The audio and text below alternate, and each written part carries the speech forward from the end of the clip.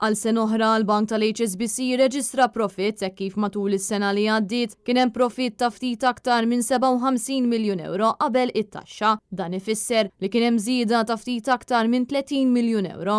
Dan ħareġ waqt il-konferenza annwali tal-HSBC fil-Belt Valletta fejn ġew ippreżentati r-riżultati tal-bank matul is-sena 2022. Waqt din il-konferenza ntqal il-profitabilità mtejba kienet minħabba rati tal-imax li bħalissa qed jolew, movimenti favorevoli tas-suq li joqtu b'mod pożittiv idħul mill-assigurazzjoni fost affarijiet oħra.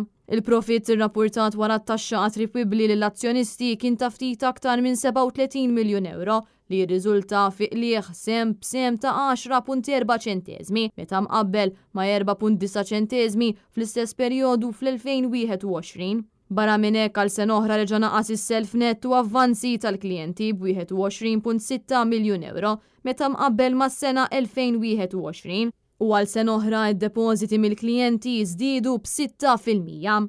Matul is-sena li għaddiet kien hemm ukoll avvanz fis-sistema ta' ġestjoni tal-frodi tal-cards u allura dan ifisser li sar tisħiħ tal-protezzjoni tal-klijenti u tal-bank.